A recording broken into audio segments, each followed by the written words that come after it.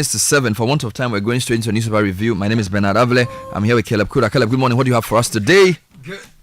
Good morning, Bernard. Going straight into the paper's daily graphic this morning. Big one. Government determined to win galamsey war. This is the Minister for Lands and Natural Resources. He's seen here with the Ashanti Regional Minister in the company of some security officers pulled from the military and the police. Okay. Another big one here. Port charges to be reduced. Taxes, duties, levies targeted. This is the Minister Joseph Bukari Nikwe, Minister of Transport, speaking. AGI is ready to partner government on 24-hour economy. We will prioritize low-cost housing for workers. John Bauer is speaking so here. Those all in the graphic. What about the daily guide this morning? NIB invites Joe Gate for questioning. Dom Kwabenya MPP denies role in defeat. Scrap dealer steals 200 cooking pots. Figazo Agenda 111, $1.7 billion needed to complete projects. This is President Mahama speaking. All right. And Where then else if you are you go going? to the graphic business, charter new path for Bank of Ghana. Experts advocate banks face deeper challenges beyond cash reserves requirement. Dr. Tua Ahene is speaking, and the National Economic Dialogue must focus on debt and agriculture. If you go to Chronicle this morning, galamsey war will be retributive, fair and firm. Amabua wants. And then you have MC, that's Minerals Commission, sends 40 mine inspectors abroad. The Minerals Commission has been busy in the papers lately. If you go to the Observer, we will use technology to rake in more revenue. Ampim, that's the Minister of Finance Deputy Designate. Dr. Godfred Mauli applauds NDC Group for rescinding protests against GPA appointment. Okay. All right. $1.7 billion needed to complete Agenda 111. That's here as well. Lands Minister declares war on mining in forest and water bodies. And then also Finance Minister denies authorizing payments to Kennedy, Japan. Okay. The Ghanaian Times, make Council of State active. VIP charges members invest in technology to drive productivity. Rainstorm hits Mampong, renders dozens homeless. Minerals Commission is on Ghanaian Times as well. Let's do the publisher. Publisher says no data loss after ICUM's upgrade. That is Ghana Link speaking. Ashanti NPP's MPs set record straight. Minerals Commission is here as well.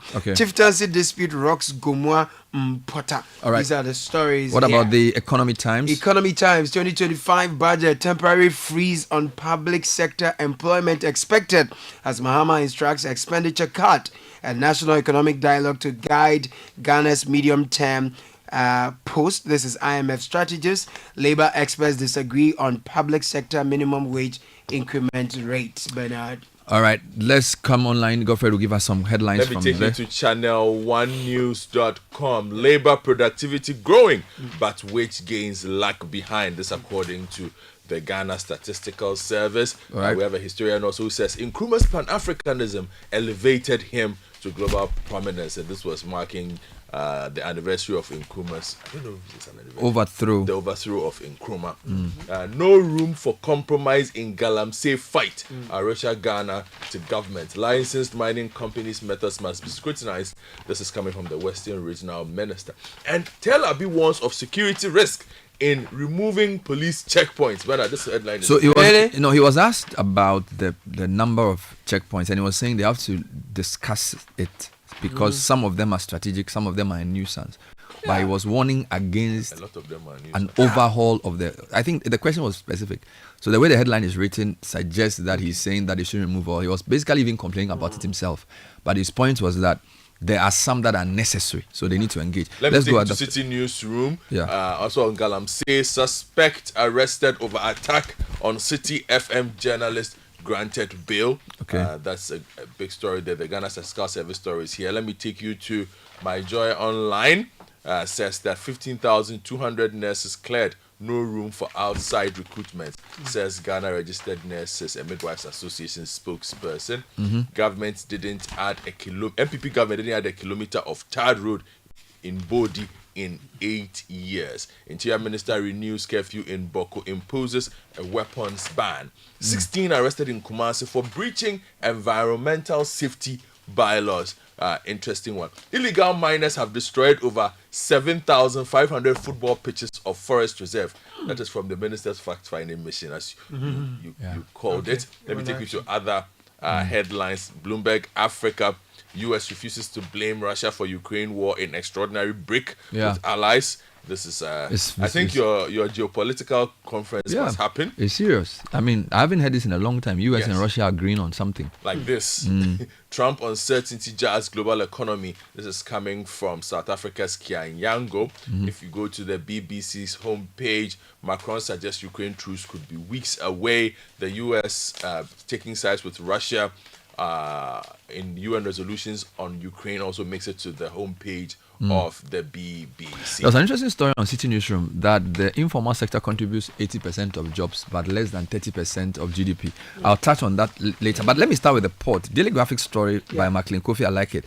The government will review taxes, duties, and levies at the local ports to create a favorable business environment and make the country's ports an attractive destination that will draw in businesses from across the West African sub-region. Now, Transport Minister Joseph Bukari Ninkpe, who disclosed this, said this was part of the government's efforts to work with relevant stakeholders in the shipping industry to reduce the rising cost of doing business at the port. You know, yesterday somebody sent me a statement by some port users complaining about the delays in ICUMs. They're saying that sometimes there's downtime in the ICUMs and it slows down their clearing.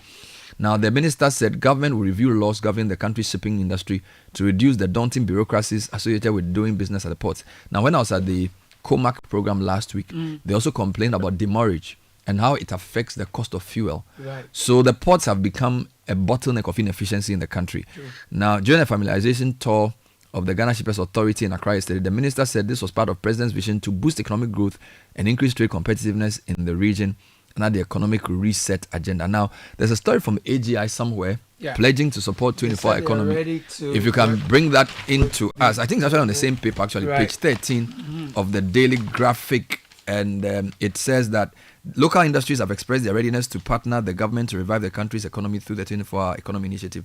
As a key factor to ensure economic stability for industrial growth, the Association of Ghana Industries insisted that the government must make a conscious effort to prioritize the needs of indigenous businesses, particularly those in manufacturing, to benefit from the 24-hour economy. Now, this were proposals made by the AGI and its members at the to the government during a meeting with Presidential Advisor on Economy, Sir Tekpe, and Advisor on 24-hour Economy and Export Development, Guzi Tano, at the AGI National Council retreat, which was held on February 21 behind closed doors. All right, so those are the stories I picked from the graphic. What do you have in Daily Guide? I'll take your attention to galamsey. Galamsey war will be retributive, fair, and firm. Amabua is warning here. He says that the Minister for Lands and Natural Resources, Emmanuel Amakofibua, has stated that the war declared by President Mahama's government against illegal mining galamsey in the country will be relentless, retributive, fair and firm. Now, according to the Elembele Member of Parliament, the government has made it a priority to salvage all lost forest reserves, restore the color and the quality of bodies destroyed by illegal mining, and also protect biodiversity. He was speaking to journalists after fact-finding mission and a successful operation in collaboration with the Ministries of Defense and Interior to rescue the Shelter Belt Forest Reserve on Saturday, February 22, 2025. The lands minister admonished illegal miners across the country to put down their tools and vacate the forest and river bodies before they are apprehended. Now, the figures are here. I see Joy made that a headline. Yes. It says in total, the country has lost about 5,000 hectares. That is 7,500 football fields worth of land. Give me the update on the guy who attacked a name. This is a story on, I think it's ChannelOne News. Journalists attack or is it on City? There was a story about. Yes, it was on City. If you can find it for me. Newsroom. I wanted to. It's very important because the thing is that the impunity has to stop. Yeah. I kind of understand what the minister is doing because, you know, when you want to do a crusade like this, you need to get people within your own government to support you. True. You need to get people to, because the thing about galamsey is that if there's not enough public opinion about it, even if you start dealing with it, the people in the local community will not support you. So to that extent, I understand the movement around. You can't just get up and start implementing things. I don't, but yeah, let's go on. Let's get that story. The one on Enim is here. Yeah. Suspect arrested over attack on City FM journalist granted bail. You'll find that story on citynewsroom.com. The Sankregua District Police has granted bail with surety to Yao Kranchi, the sole suspect arrested so far in connection with the attack on City FM's Western Regional Correspondent Akwesi Ajay Enim. The attack carried out by illegal miners linked to the Dabena mining company occurred in the Adomenya forest within the Wasam West District of the Western region. There was another related story from the Western Regional Minister. He spoke on City Newsroom yesterday, also commenting on galamsey and essentially warning people in the practice to lay down their tools. I don't know if a bit of that is here. Dr. Frank Amwakohene, Ashanti Regional Minister, cautioned that armed miners will not be tolerated and vowed to decentralize the fight, emphasizing that legal mining pathways exist, but illegal activities in forest reserves will not be permitted. The minister also cautioned bankrollers of illegal mining activities and those who attack journalists in their line of duty. This is coming from the Incaria Forestry Division, where they confiscated 15 excavators in the Offenso Shelter Belt. Bernard. Let me take you to other stories, labor-related ones as well, and I'll take you to the Daily Graphic online, graphic.com. Ghana's workforce not skilled enough to drive economy as 74% lack education behind junior high school. This according to Professor Babuatin.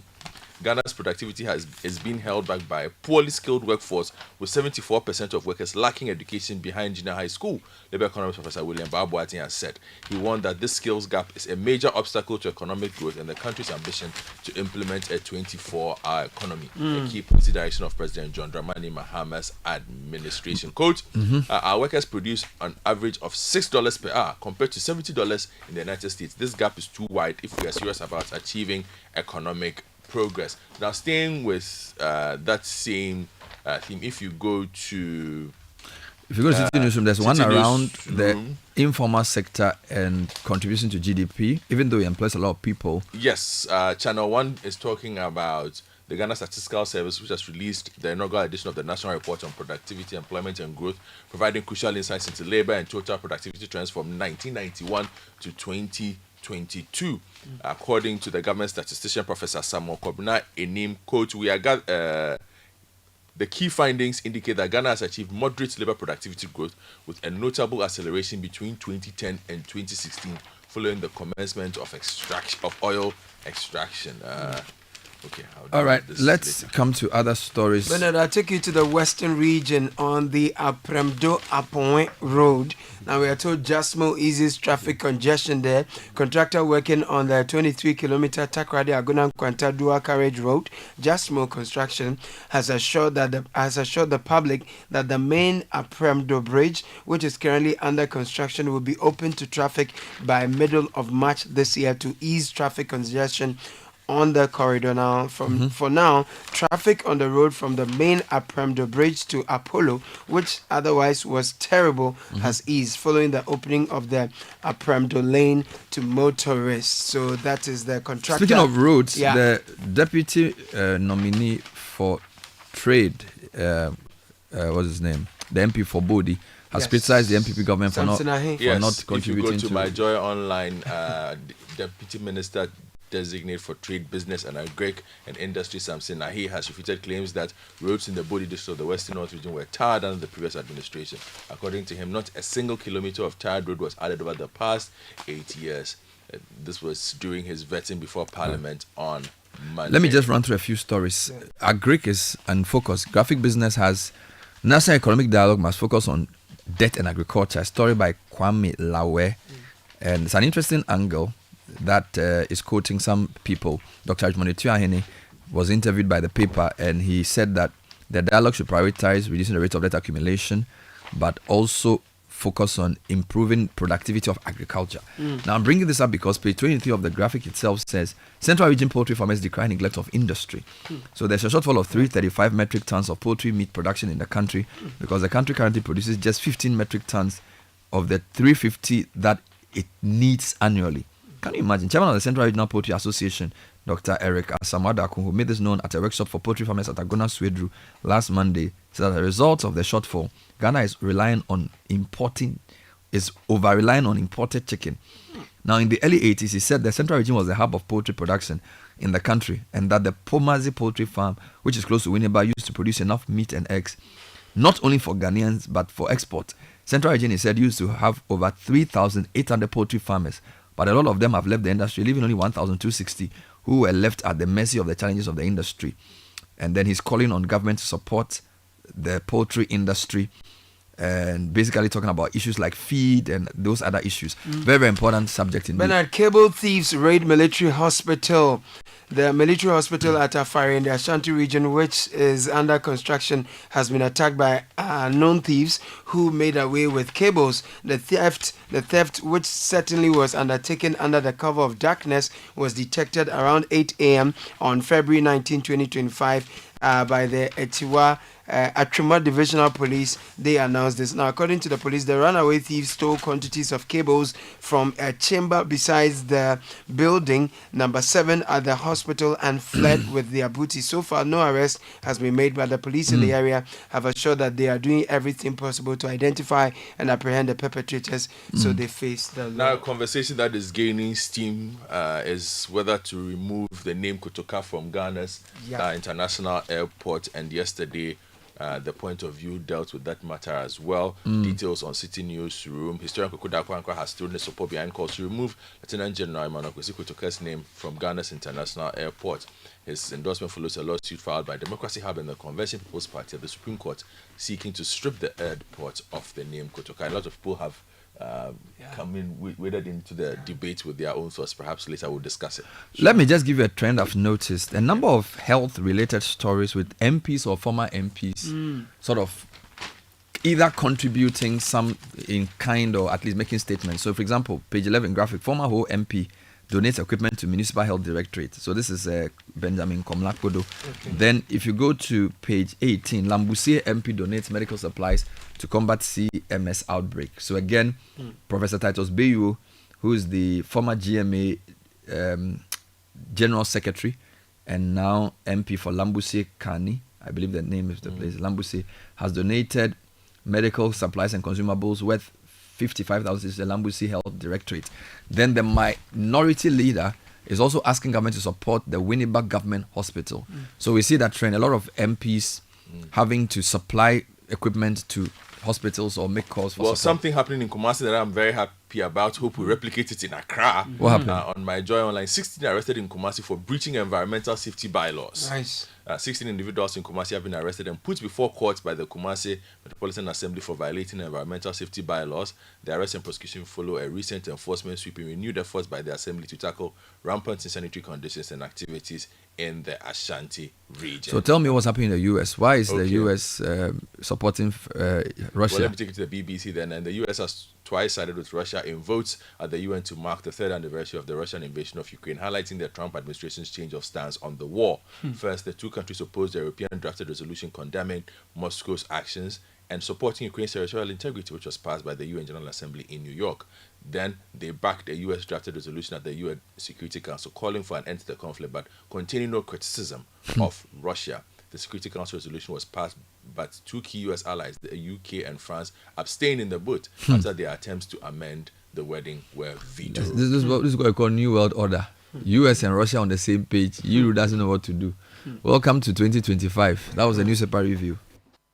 This is the City Breakfast Show, the city's biggest conversation. Join the conversation.